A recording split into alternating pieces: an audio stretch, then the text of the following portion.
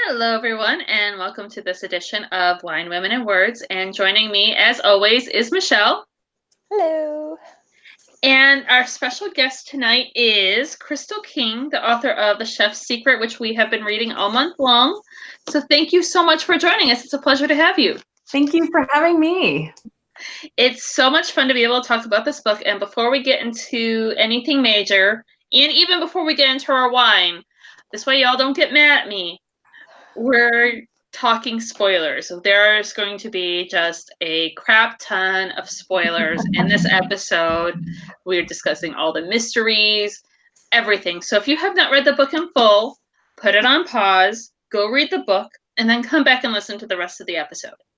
I have lots of cool historical tidbits to share, so you'll want to come back and read it. Yes, because I love it when we get to nerd out about history. That's totally my thing. But since we gotten that part done and I already have my wine glass in hand, what's everybody drinking?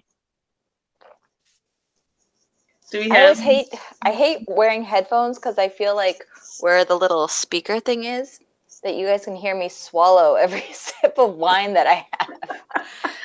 You haven't been too bad. It's very awkward. And I try to like swallow like quietly, and then I feel like it's like 10 times louder. But anyway. The microphone doesn't pick it up. Okay, good. I'm having a white Zinfandel, which is my current favorite. It's replaced the rosé for the summer for me, I think. I am not having wine, but if I were, I would recommend actually a wine with a grape that comes from the Renaissance. And so a good Lambrusco, which is a fizzy red, or wine. My favorite is a wine that we're just starting to see in Boston. If you have an Ely anywhere near you, you might be able to find it. But there's it's a fizzy wine that's similar to Prosecco, but not quite as sweet. And it's called Pignoletto, and it's from the Emilia-Romagna region. And it was also a wine that would have been available in the Renaissance, or something similar to it. The grape was. Oh, I like that. I like that a lot. I'm drinking a Pinot Gris, which is nowhere near as cool as the stuff that Crystal described, which I now must go right out and buy. And I have it written down. I wrote it down. Fantastic. See, Michelle's the nerd. She takes notes, and then I just tune out. But I love the fact that when it comes to wine, what we drank back then in the Renaissance and even going back to the Roman times is so much different from what we drink now. It is. And it's interesting because there are some grapes that still harken back to ancient times. A good Falangina, actually, it comes from a grape that was available in that time frame in ancient Rome. Same with Cesanese, which is a grape that is very popular in the Lazio, which is the area around Rome. But by the Renaissance, you start to see all sorts of grapes that are very common now. So you see the Lambrusco, you see Prosecco, Pignoletto, Albano, which is a white wine. There's Aglianico. There's a bunch of grapes actually that start to be common. Chianti is another one that we start to see in the Renaissance, and a lot of the grapevines in the Tuscany region were probably have their ancestors were the ones that started them back in the 1400s, 1500s, 1600s. Very cool. And I was, that's one of the things about this book, because obviously title like Chef's Secret, food plays a prominent role. And so I was so excited to see foods in here that I recognize, but, I knew by like a different name, or it was like, I forget the one, the prosciutto pie. I forget what I called it. And I need to make a prosciutto pie in there. Yeah. Yeah. I was like, you call it by something else. I'm like, I need to go look this up. I need to see what this recipe is. And I was like, oh, it's prosciutto pie. This is something we make every Easter. And I was like, I was like, it's cool that, you could still see that it traces back. What was it like for you to research the food for this? It was so much fun. I actually I can show you the cookbook. This is the the English translation of the Bartolomeo Scoppi cookbook. And it was published in 1570. It was the best-selling cookbook for 200 years after it was published. And it has 1,000 recipes in it. And a lot of them are really familiar, as you were saying. There's a tortellini recipe that I've recreated with my husband. My husband is more the chef in the household. I love to bake, and he loves to cook, so it works out really well. And we love to recreate some of these recipes and try to figure them out. These would have all been cooked over a fire. Some of the proportions are not entirely exact, or they're not the same as what we might think they would be. So there's some testing that has to happen. But we made things like, I actually have a recipe. I have a cookbook on my website, crystalking.com, that people can download. And I have a whole bunch of recipes that we tried in there, and including fried chicken, which is kind of crazy, but fried chicken, there's a Renaissance recipe for it. It has cinnamon, cloves, coriander, and nutmeg in it. So, which is odd because we know what fried chicken tastes like, and it doesn't have that in it. So yeah, and it's funny. I know, but now I'm trying to picture those flavors, but I could totally see those flavors working with it. I mean, if you like chicken and waffles, I would assume that's no major jump to like a chicken recipe that way. Yeah, it's not too bad. It's not that much different. They loved sugar in the Renaissance. And in the book, there's lots of sugar. There's sugar sculptures. But in this cookbook, the 1,000 recipes, 900 of them have sugar in them. There's a fried egg recipe that has sugar and orange juice in it. It's literally just a fried egg, but you would put orange juice and sugar on top of it. Well, why wouldn't you? If you try it, let me know. I wasn't brave enough. Yeah. That's interesting. So I guess when it comes down to it, which was your greater love while writing this book? Was it Bartolomeo, or was it the menus that you got to put together? Oh, it's so hard. Because I was writing about somebody who was a real person, but we don't know anything about him. I felt connected to him in a way through the cookbook. So I don't know how much of that translated into the character, but I think they're sort of hard to separate in my mind. They're also very different experiences. Sitting your butt in the chair and imagining Bartolomeo and all these scenarios is very different than standing in the kitchen with your husband arguing over how much an ounce was back in that day. So.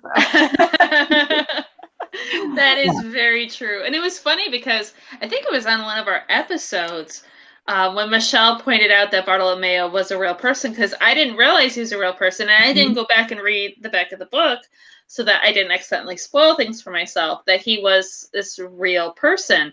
How did you stumble across him? Was it your hobby of finding food from the Renaissance, or? So I was working on my first novel, Feast of Sorrow, and it is about Apicius. I feel like I have this cat hair just sitting on my nose. So Apicius was a real person as well, and he was a gourmand in ancient Rome, and he had left behind the oldest known cookbook, which is, hi Merle, this. So this is the cookbook that he left behind. At least it has his name on it.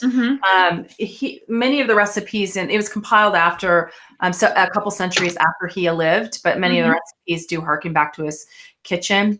But as you might imagine, researching things in ancient Rome is not that easy. So a lot of the information about that time frame that was available to me, particularly because I don't read Latin. A lot of the information was available in compendiums of other types of historical food. And one of the things that that kept coming up over and over and over was the name of Bartolomeo Scoppi. And so I thought, okay, this cookbook sounds really cool. I'm going to check it out. So when I picked up the cookbook and started to thumb through it, there's a lot of really interesting tidbits of information in it. He dedicates the cookbook to his nephew, Giovanni. and into Francesco Rianoso, who was a steward, who also appears in the Chef's Secret. He mentions the people that he worked for. There were several cardinals and several popes that he worked for. He also describes where he lived. He lived in, we know he was born in Dumenza, and which is on the border of Switzerland and Italy. But he describes the food in certain locales so specifically that it's clear that he must have lived in those places at some point. And so we know that he likely lived in, well, he worked for Cardinal Grimani in Venice. And the building where he worked in Venice is now the Senate of Venice. So you can't actually go in it. It's Palazzo Senatorio in Venice. But I stood outside of it, and I know that the area around it. So in the scenes where Giovanni goes back and tries to find out about his Bartolomeo's life there, I know the paths that they would have taken to get there, and so that was kind of cool. But then he also lived in Bologna and Ravenna. And then he settled in Rome, and he worked for a few different cardinals in Rome, Cardinal Rodolfo Pio da Carpi, and Cardinal Campeggio. And Cardinal Campeggio is notable because he is the cardinal who failed to prevent the divorce of Henry VIII. So people are familiar with him if they ever watched The Tudors, Cardinal Campeggio. Yep, I recall that name. We were Tudors fans. So I just became really interested in all of the things we don't know about him. That's why I decided to write it. And so was this his nephew? Actually, was he really a nephew, or was he his son? Do we know that or not? Or he was his nephew, and we do have his will. That is something that remained, and in his will, he mentions his sister Caterina, who was probably Giovanni's mother. She also had a son named Cesare, and he leaves some jewels to her. Not a lot. He doesn't have all the lands and the money that was left over in the book that I gave.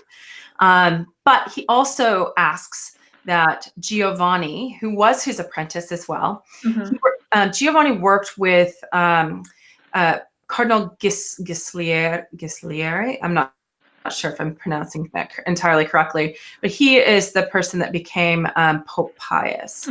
And Giovanni and Francesco worked together before they came to work for Bartolomeo. But Giovanni was his nephew. And Bartolomeo wanted Giovanni to carry on his name because he must not have had children. And so I included that in the book, the idea that you can take on this name, which is actually a very ancient Roman custom. The adoption was very common, even back to ancient Rome. The idea, if you didn't have a real blood-born heir to carry on the name, you needed someone to carry the family name forward. And so you would have found somebody to do that. And this was a way for him to keep the family name within the family, is to have somebody carry it through. But I kept thinking to myself, what was his life really like? He doesn't mention his wife. He doesn't mention any children.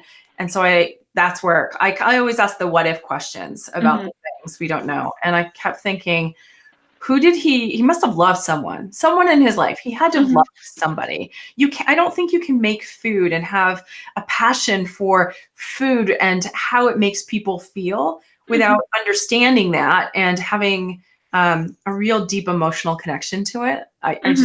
So I think it's impossible for him to not have loved someone in his life. And then I thought, well, what if he loved somebody he wasn't supposed to?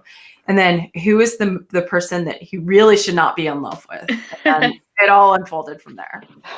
I love that. I loved all the mystery and everything. Now let's talk for a second about the code that you created. I saw on your website a blog post that you did from a few weeks ago about the research that you did in creating the code and the cipher wheel that you bought, which I didn't know that you can buy a cipher wheel. I usually have it with me. It's somewhere else in the house. I apologize. We can buy a cipher wheel? You totally can buy a cipher wheel. Michelle, our texts are going to be in code now. We have gone to a whole new level of communication. I'm definitely down for that, just letting you know. I caught your the episode that you did where you talked about the first 8 chapters, and I included a link on the YouTube video that to the blog post on my site. But if you just go to my website and go to the blog, there is actually a whole. A couple weeks ago, I put together kind of an explanation of a little bit more about the code, and includes a video on how to use the cipher wheel. And then also a link to a website that you can create codes and have it generated in a wide variety of ways. So the Balasso cipher code and the Alberti cipher code. And Giovanni Balasso, I always get where his names are at. But Balasso, who is in the book itself, he was a real person. He was somebody who also worked with for Cardinal Campeggio. And so there's no indication that Campeggio and Scopi knew each other, but they probably did. At minimum, Scopi probably fed him. And so I thought, okay, that's a good reason to stick him in. And I needed to figure out how to slow the story down, because when Giovanni starts to read all these journals and letters, I didn't want you to read them so fast that you had the story right away. I mean, you need to carry it through, right? You need to cover it. And I wanted Giovanni to have his own story. And so it just so happens code was a big deal back then. This is when it was starting to become popular, starting to become interesting. And a lot of people wrote in code. And Giovanni Balasso Battista, he left behind a book all about code. And one of the codes in the book has never been broken, which I think is really interesting. Really? Oh, that is very cool. Yeah, 500 years later, it's none of the cryptologists have figured it out. That's so crazy. That's like, you need like a couple bottles of wine and a free weekend. I'm pretty sure we could figure it out. That's like Da Vinci's Code right there. I mean, I guarantee you, if you break that code, I wonder what it'll lead to. It's got to be like some sort of lost treasure within the Vatican or something. I don't know if obviously what it leads to, or if it's just the idea of breaking the code, because he left it kind of as a puzzle. And the key to it is that you have to have a keyword. You have to know what that word is. Like in the Chef's Secret, I use Stella. And so you have to have that keyword in order to make your alphabets. And so if you don't know what that word is, it's really hard to decrypt it. And so that's kind of the trick there. But you see, what I mean is, why leave a puzzle if there's no prize at the end of the puzzle? I mean, some people I'm very like solving puzzles, right? Yeah. I mean, I gotta have a goal for solving my puzzles. You know, a little bit of treasure. Puzzle is just satisfaction at the end, right? Well, that's it's like, no, that's not good enough. I need like 1,000-year-old bottle of wine. That would work too. Locked away in a crypt full of gold. I like the way you think, Michelle. I mean, I'm just saying. I mean, if you had to ask for something, why not a bottle of wine locked in a crypt full of gold? I might want to be a little younger than 1,000 years, though. Oh, yeah. That's okay, true. well, so 1500s. Okay, 500-year-old, 400. What is the oldest? 200's probably pushing it. But I mean, you're gonna have to water it down and reduce it and put spices and stuff like that in it. And yeah, I don't think like the Romans did. Yeah, but I mean, could you still sell that for the? I'm sure you could. Wine that are quite old that sell, but I don't think they're necessarily drinkable. You just have it to tell But people that here's what you do: you buy that, you get that bottle of wine, you sell that bottle of wine, and then you go buy more wine. More wine that you can drink. Definitely. Logic here. I just had another question, and I have them all written down. And I lost my place on my page. It was all that wine talk. It was all the wine talk. It distracted me. So, and this is and you mentioned it before, this is your second book, centered around like the culinary arts and how food is really interwoven in a culture. And you don't necessarily think about that, how food could really identify, a time period or a region or a culture. What was it about this particular niche of historical fiction that interested you? Oh, so I don't know. It's interesting because like to me, that I ended up here because I grew up as a really picky eater and did not like a lot of foods. I was not adventurous. And when I met my husband, I thought I've got to start trying some food because when we were dating, he wanted to go to nice places. He loved to cook, and I had to decide that I liked mushrooms, and I wanted to, I would try sorry, frog in my throat.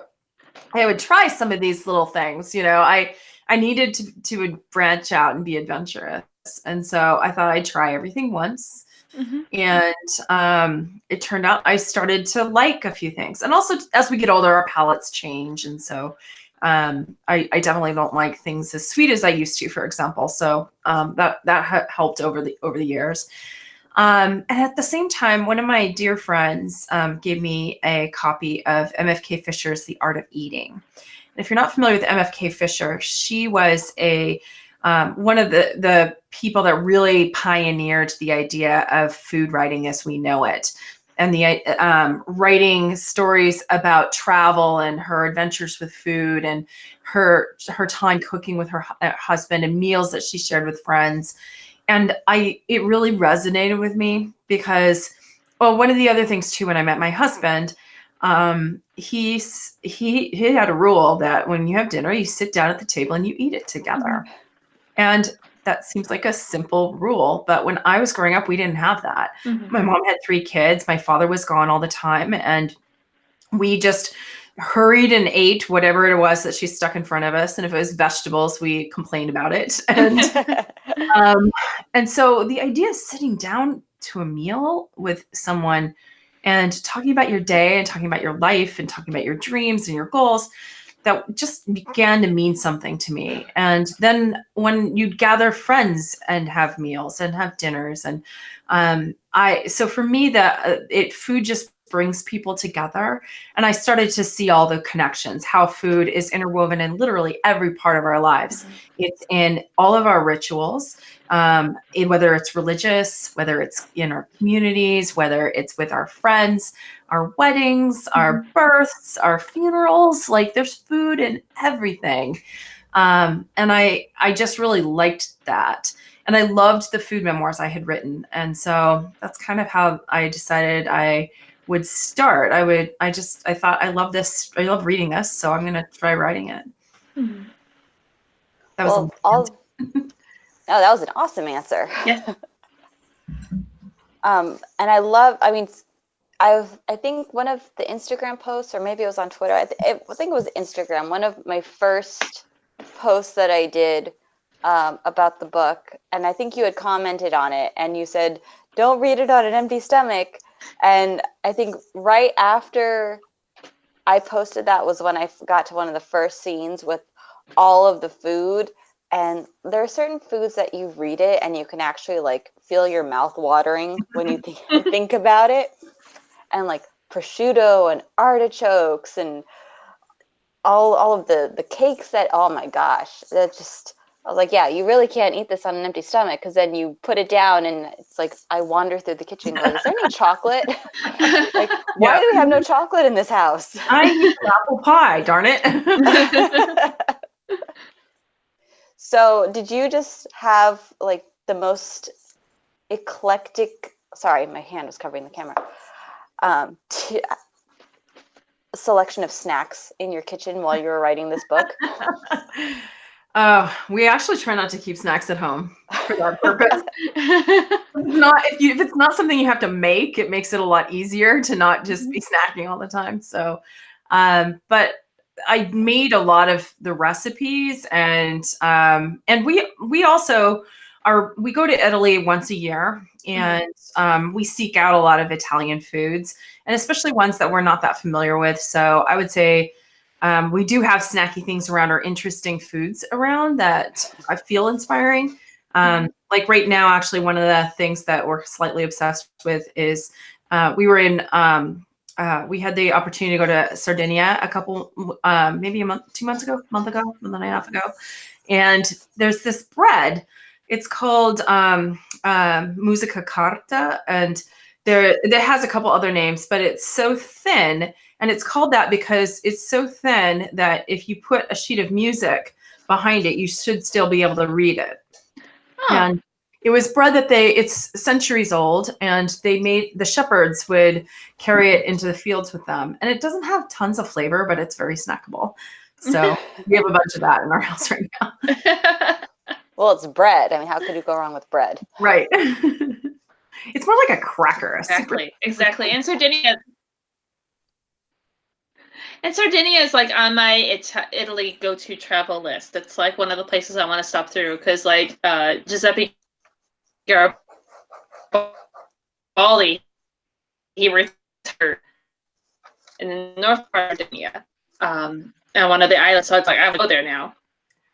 Yeah, we didn't get much chance to spend a lot of time there. We were in Cagliari, and I think you're cutting out, or is it me? No, I thought it was just me, but maybe you froze up on us. Okay, can you hear me now? Okay, we got you back. Yes. I was going to say I was in Cagliari for just a little while. It was Palm Sunday, and everything was closed. But we did have a really wonderful meal there, which was wonderful. Oh shoot! I'm not.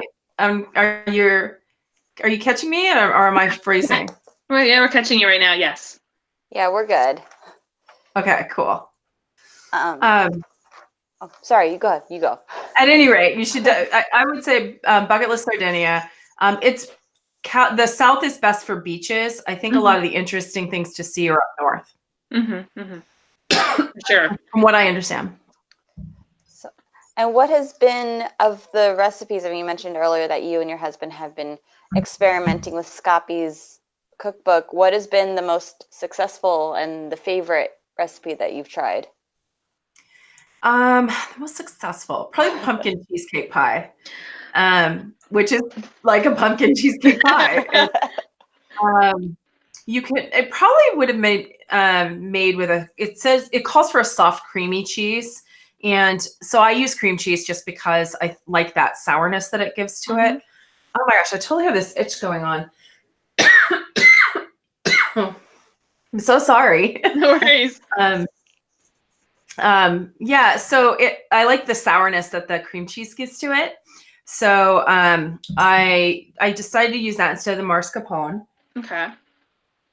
And I could see that. I would think that sour cream is is creamier than the mascarpone. I would think. Yeah, I think it's easier to cook with. Yeah, I agree with you on that. And it calls for ricotta, and the recipe calls for pumpkin, which was probably squash, but I swear I was totally fine all day until my allergies are deciding to kick in. Always at night. It's always worse at night for some reason. But squash might have been what it was, or some version of it. The word pumpkin has been used throughout, even all the way back to antiquity, to mean any type of gourd. But at this time frame, the cookbook actually has turkey in it. And some of the first European recipes for turkey occur in this cookbook. Oh. And so I'm thinking, if they're bringing turkey over from the New World, it's very possible that pumpkin that we know was brought over too. So I decided to use pumpkin in that. And it's a delicious pumpkin cheesecake pie. It's great. And that's actually in the cookbook as well. And then there's a cherry sops recipe that I like. So I mentioned a couple times in the book different potions and things that they did when people were sick. And there's a whole section in the cookbook called there's a whole huge section on dishes for the sick. and it includes all the pies. For some reason, that pie was the thing you would eat when you're sick. Well, duh. I mean, if I'm not feeling well, I'm going straight for a lemon meringue. All that vitamin C, guys. Exactly. Lots of sweet things. All the pastries are there. There's all these interesting potions that you would make. Your doctor would tell the cook to help to make these, and they would have an alembic. And the alembic was a glass or ceramic jar that, or vessel that you would layer things into. So it might be meat, it might be herbs, it might be different minerals. They often used mercury and gold, and then they would pour some kind of liquid into it, and they would boil all of the essence of that out, and the steam would come out of a tube and then drip down into a cup. And that potion is they would give that to the sick. Wow. I can't imagine it tasted great. Yeah, I was thinking as you were layering it up, I was thinking of Rachel's trifle from Friends. The trifle would have tasted better. But one of the things, have you ever heard of the term, I'm going to curse here, so I'm going to... By all means, go for it. Nobody's cursing at this episode, and I feel like it's necessary for somebody to let out a curse word. So, have you ever heard of the dish shit on a shingle? Yes. So, what that is, it's basically chipped beef on toast for anyone that's watching that hasn't, or listening that hasn't, doesn't know what we're talking about. And basically, chipped beef on toast, it's been around for at least a century. It's been a common military ration. And so if you have friends in the military, they probably had it in a mess tent because it's cheap. Friends or family in the military who's, and I had it as a kid. Growing up, my husband's one of those, anything that was a military ration, he was like, nope, you are not making that in this house. I will not have it. I don't even want to see it or smell it. But like, I remember when I was a kid, we had the actual military ration version of it. Because my uncle came home with like half a box of the military rations, and all of us kids were like, this is so cool. We get to eat like we're in the army. And I remember having that, and my grandmother actually making it too, because my grandfather was a cook in the army. Oh, so you're really familiar with it. I'm very familiar with it, but we never called it shit on a shingle. I kind of, that turned me off when I was an adult. When I heard that, I was like, yeah, I can't do this dish again. Well, what that is something they call a sop. And sops are any kind of savory or sweet sauce served on toast. And so and basically it was something you would give to people when they were sick. And so, because it was soft, it was thought to be nourishing. They were also very into how you balance the humors. So the idea that you can be wet or dry. There is, it's really actually super complicated. I'm going to write a blog post about it someday. But the idea that you had to balance these four humors, which goes all the way back to ancient times. And so the wet on top of the dry creates a balanced dish. And so that is part of the reason why you would give it to you when you were sick. Some of the leftovers, one of the things, for example, we have certain flavor combinations that come out of this time frame when they were trying to balance the humors. So the idea of hot and cold and wet and dry had to be all balanced in a dish. You wouldn't want to have too much of one and not enough of another.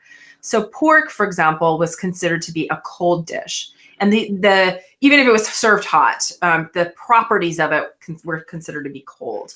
And so that's why you often see pork or ham served with mustard, because mustard was hot, and the hot and dry would balance out the cold and wet. And so interesting. Just interesting things like that. So the sops are like a very common thing. And one of my favorite things to make is cherry sops. I saw your post about that, and I was like, that looks delicious. Yeah, and Kate Quinn actually wrote the Borgia books that she did a few years back. And there's a series, I think there's 3 of them, about the Borgias. And one of the big characters in her books is Bartolomeo Scopi. And she sets him in the late 1400s, which he couldn't have been the age he was in her books in reality, because Mhm. he died in 1577. So, but she makes him kind of the hunk of the book. He's the love interest. But so one of the dishes she made from the Scoppy cookbook was cherry sop. So in my cookbook that I have online, I have both hers and my cherry sops because they're different. Uh-huh. Her interpretation of it was different, and so they're like warring dishes. And I really want to make them both. And then we need like an Iron Chef with Kate. I love it. Iron Chef with authors, that'd be so much fun. It would be fun. It would be crazy fun. Yes, Maybe we can do like a joint Wine Women and Words live cook-off thing. I'll drink wine and support everyone cooking. We'll be judges. My role. We can be judges, and we have to test everything. Yeah, that sounds like me. Yeah, you got to think ahead, Michelle. You got to think properly. There you go. Okay. Yeah. Well, I already knew I wasn't going to be one on cooking because, let's be real. So, but I will gladly drink wine and taste whatever food anyone else makes. So, and also, I mean, we could probably talk food for days. Because I personally love it when food and literature intersect. Because, like you said, food is such a healthy part of our society and our culture. And when you look at what a person's eating, you can see what's going on in history when people are eating, like the whole shit in the shingle dish or the salt, the PG version. That was very popular in the 1930s during the Great Depression. Right, exactly. Because it was a cheap and filling meal. Exactly. And during this time too, like you wouldn't have eaten, the nobility wouldn't have eaten food that was grown close to the ground. So carrots weren't served in the dishes in the big feasts, for example, unless it was to color a food. They would have eaten artichokes because they grow high, or asparagus is tall. So the kinds of foods that they ate weren't foods that were in the ground or on the ground, because they actually believed that the higher a food was, the more noble a food was. All right. I love the nobility there. And of course, artichokes, one of my favorite things, is totally noble. Michelle, you had a question? Well, I was going to talk about Stella for a second. Because I know we've got stuck on the food. We haven't even talked about Stella. So Stella was not real, if you hadn't figured that out.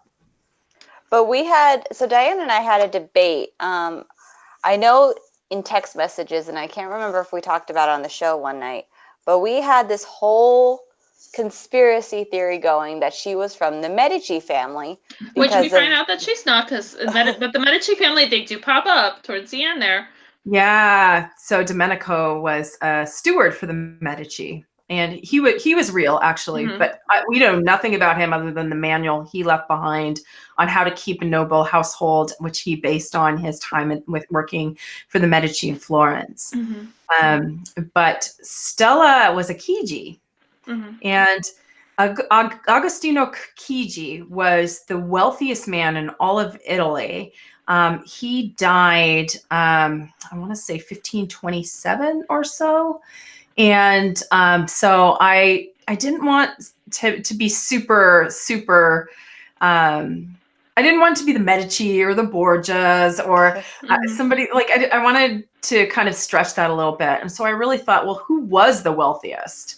And Agostino Chigi was a banker, and he was the wealthiest man in all of Italy. And I think, and the story about the gold dishes, and the thrown into the Tiber River, that was true. That was something that actually he did, and they fished out all the dishes at the end.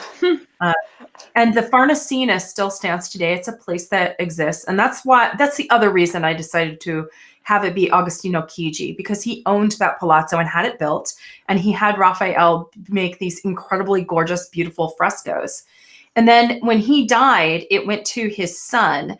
And the son, they're basically like squandered all of the money, just wasted the money. And by the 1570s, this palazzo was in disrepair and falling to pieces. And Alessandro Farnese, Cardinal Alessandro Farnese, who incidentally is one of the main characters in my third book, he was going to buy the Farnesina and connect it by a bridge over the Tevere River into his Palazzo Farnese in the Campo dei Fiori. He bought the Farnesina, but he never actually built the bridge. But I wanted to set something in that building, because when the son was squandering all the money, we don't know anything about what was in that building or how it was used, or we just know it was this gorgeous palazzo, and suddenly it was like not being used in the way it should. And so I thought, perfect, Stella. I love it. She was such an interesting character, and and there was an interesting point, because we got to talk about this as well, that women of that time frame didn't have the choices that we get to make today. Right. So what was it like for you having to kind of create her character and deal with those issues and that age difference too? That was a whole topic we discussed. Yeah. So it's not really that much of an age difference, except when you're young. Like if Stella met, Barto when she was 25, he would have been 30, right? So it wouldn't have been that much of a big difference. But back then, which I think you discussed, it wasn't uncommon to marry women much earlier. And I think that it also, too, the way that society was, the culture was, particularly in Italy, is that it was very common for men to remain bachelors up until their 30s, and then they would marry, and they would always marry somebody very young. Probably around the age of 15 or 16. 14, 13 was a little young in this time frame. I think in other parts of Europe, younger might be more common. Or if there was a political reason to marry them younger, that often happened. So like, I know I'm reading actually an autobiography, or not, I'm reading a biography of Isabella d'Este, and one of her daughters was like 12 or something when she marries the daughter off. But the idea would be that you wouldn't consummate that marriage until she was older.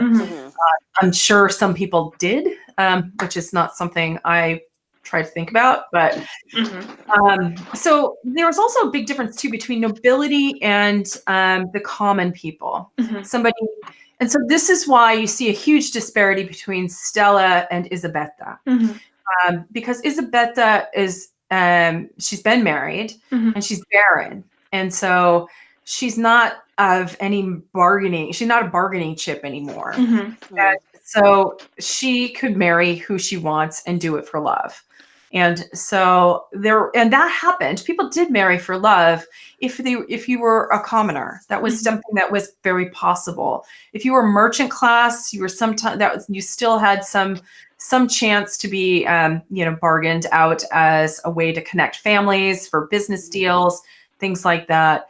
But yeah, it's hard to try to pull yourself back and say, I'm not going to put my modern sensibilities into this story, because that's not how things were.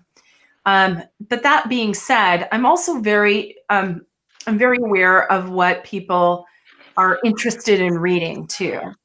We like strong women right now. This is something that we are clamoring for in our books, and I like to write strong women. So I probably took a little bit of liberty in that regard with both Isabetta and with Stella. In my first novel, Feast of Sorrow, I did not do that. The women, I tried to stay as true to the ancient Roman time as I could, and the women are extraordinarily marginalized in that book.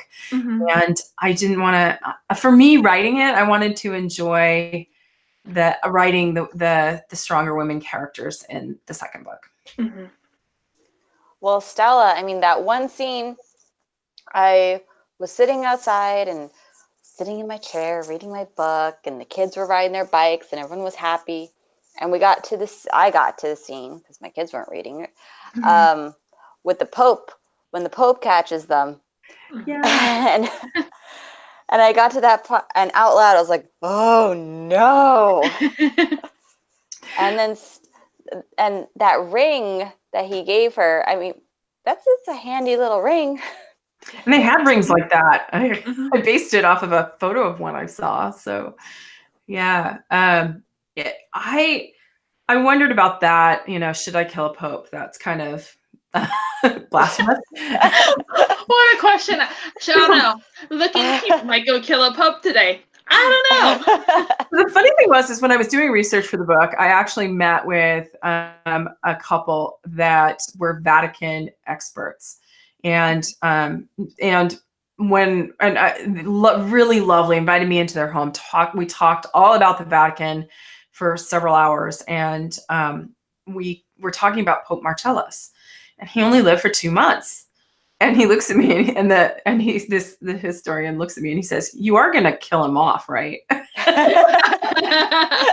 like, I had planned on it, but I didn't know because some historians get very frustrated with historical fiction authors because they believe that they are subverting history in a way that misleads people from understanding the truth. And so I was very nervous. I'm like, I'm not going to tell him that I might kill the Pope.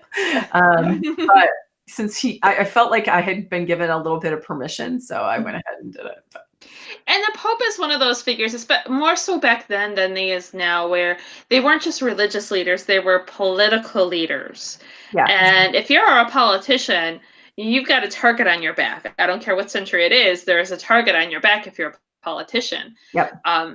And there were targets on those popes' back. If it wasn't from somebody outside of the Vatican, I'm sure it was from somebody within the Vatican. Oh, definitely. And you had, he was really kind of the king. There was an emperor, Emperor Charles V at the time, and he was looking to pretty much conquer all of Europe. And they didn't have, but Italy itself didn't really have a king. They didn't have, and so one of the things that you noticed is that I use the term principessa and principe, which for prince and princess, and those terms would be used for members of noble Italian houses. So somebody who was a Medici would have probably been a principe or principessa. Certain noble households, that's how you were designated the ranking. So that would have been a common term used for somebody from a noble household. And so because they were kind of the princes and the princesses of that time frame, they were the wealth division between the poor and the noble was monstrous. The book I'm reading now about Isabella d'Este and the kind of reception she would receive when she would visit other cities. And she lived at the end of the 1400s, early 1500s. And she would travel and have an entourage of 100 people. And just to go from like one place to another.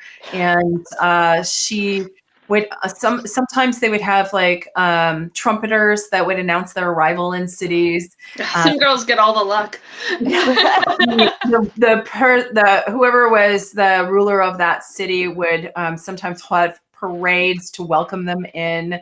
Like there was just this level of accessibility that these individuals had, and the way that they were kind of worshipped by the common people. So they really were like our Prince Charles and our Meghan and Harry. Exactly. Yeah, I mean, that's one of the things I've loved about studying Italian history, especially because my book deals with Italian history. My book deals with the beginning of the unification of Italy. Yeah. So I'm one of those where I'm like, when you see in like pop culture before the time of Garibaldi, when they're like, oh, we got this, like I was watching The Spanish Princess the other night, and she was like, oh, there are these new oranges covered in sugar. I got it from Italy. I was just like, no, you did not get it from Italy. You got it from a region in Italy. If you wanted to be actually historically accurate, you would say what region you got it from and not say Italy, because Italy didn't exist then. Well, and so that's the thing too. I always struggle with that because it wasn't for me to say Italy, it's more for modern people reading to understand it because it was a bunch of city-states. They were warring people. Venice was its own thing. There, Naples had like a Spanish king or a French king, or so it was very different. But so that is something that I diverted. I just would say Italy simply for ease of modern readers who don't understand the history of Italy. Yeah, it's so funny because I understand that some of it's like you have to do that, and others, sometimes you have to do that, but sometimes it's just name the region. Yeah. Sorry, didn't mean to get on my soapbox, but yeah, it was. And when I was studying, I understand it's complicated because I had to sit down and like really, look at this history and be like, okay, what is it that Giuseppe Garibaldi is trying to accomplish? Because it was, what was this end goal? And you did have like that's when they were talking about Italy being a thing and being Italian versus being Milanese or Roman. And so that was, something that I had to like really sit down and break down and look at. And it took maybe, I think it was by my third draft of my book that I really felt like I had the history nailed down on that. Are you familiar with Pellegrino Artusi? No. So Pellegrino Artusi, I think he fought for Garibaldi at some point. But when he was in his 70s or 80s, he wrote a cookbook that basically is the cookbook that is set the foundation for all of modern Italian food. So you should definitely look for his cookbook because it's a readable cookbook too. And really interesting, and I'm going to write about him someday. Oh, yes, you should. I'm getting to the point where I haven't studied the unification past Anita Garibaldi's death. That's as far as I've gotten in my research on it, because if I get into that second half, I'm going to want to write a whole nother book. And I try to keep my research really tight too. Yeah.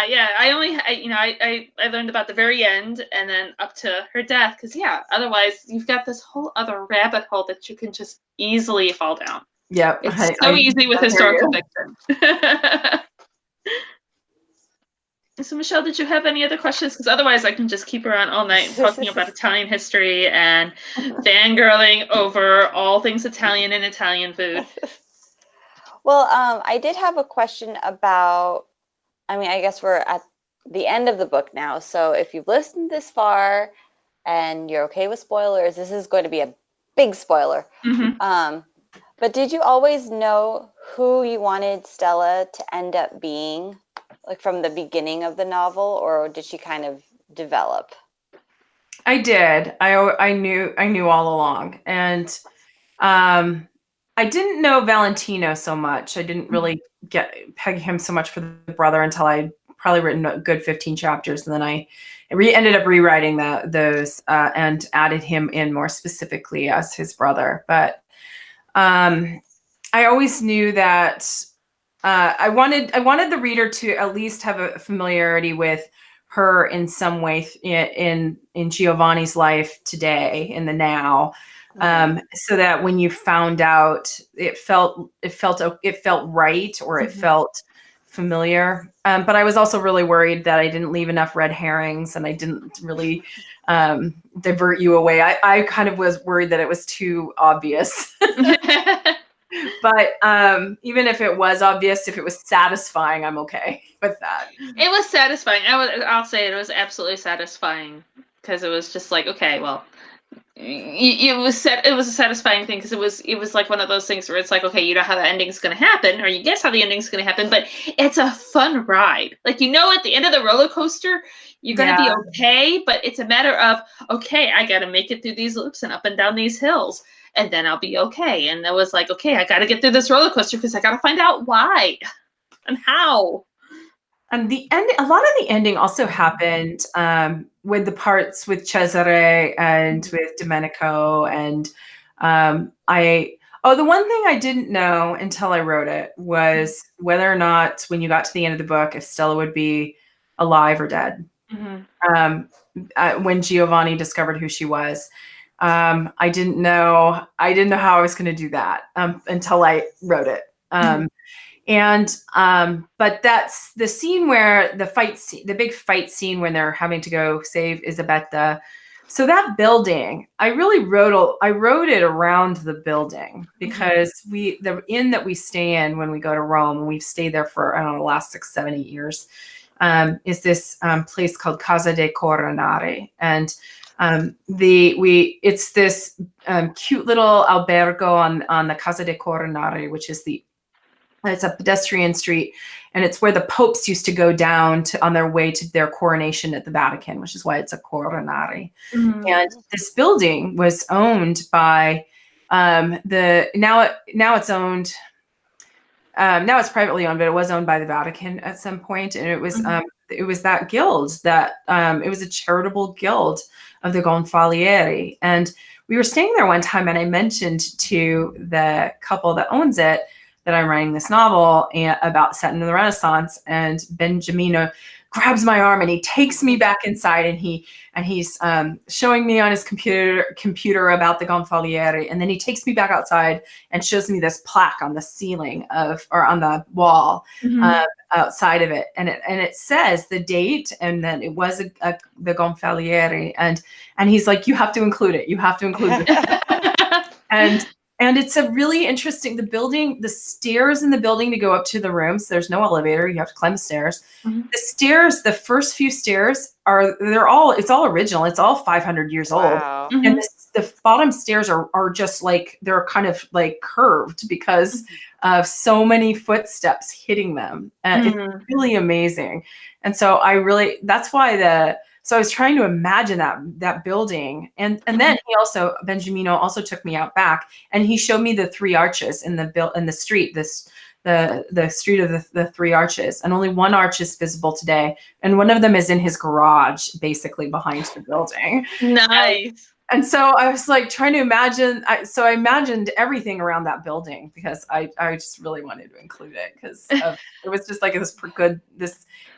that is a building that has lots of good memories and it's a happy place. So I had to throw it in there. Next year it'll be published in Italian, and so Benjamin will actually be able to read it. That is so exciting. Yeah. It is so exciting. I love hearing that. I love hearing, like the historical fiction, like I wonder, how does historical fiction about Italy, how is it? I'm always curious how it's received when it's written by an American. Well, I mean, Dan Brown managed to crack that nut, I guess. That's true. That's true. Tours when you go to Florence but I do think that it's tricky. It's very tricky because particularly because I'm not actually Italian. My husband's family is Italian. I have searched high and low to find some Italian blood in my family. None. It's okay if you're married to an Italian. What we say in my family, because I'm Italian and my husband's not. You're Italian by association. At this point, you're married to him. Therefore you're Italian. I speak the language. I love it probably more than a lot of the Italians living there. So, but I do think that it is tricky because the idea that somebody that's not of your country writing about your history is off-putting to anyone in that country, right? So it's interesting, and I guess I'll find out a little bit more next year when it's published in Italian. I was really surprised that they we're going to publish it in Italian because other people that I know that have written books in Italian or set in Italy, like my friend Christopher Castellani, his books are all set in Italy. His latest book is about, it's called Leading Men. I'm going to give him a plug. But it's about Tennessee Williams. And it's beautiful. And then he has 3 other books that are set in Italy as well. And he was telling me, he said, yeah, my first 3 books, no, Italy won't touch it because I'm not living there. I'm not from there. Wow. So we'll see next year when it's published. Yeah. You'll have to let us know. Yes. Oh, did you hear us there? We're like, you gotta let us know how it goes. Keep us updated. Well, we have pretty much reached our hour. So I want to thank you so much, Crystal, for joining us. It was a lovely conversation, and we really enjoyed learning so much about the chef's secret and behind the scenes for it. We will include a link to the website, so you guys check our show notes, and you can check out a link to her website. You can get her cookbook on there. But if you stuck through and got even with the spoilers and you haven't picked up your copy of the chef's secret, be sure to pick it up. And then since we're going to, it's already practically June. May just flew by. I know. But that also means that it is time for us to go to our June book of the month, which will be The Time Collector by Gwendolyn Womack. So be sure to pick up your copy of that, and so you can read along with us. So thank you, Crystal, so much for joining us. Thank for having you. me. And you guys have a wonderful night, and we'll talk to you next week. Take care. Ciao. Bye.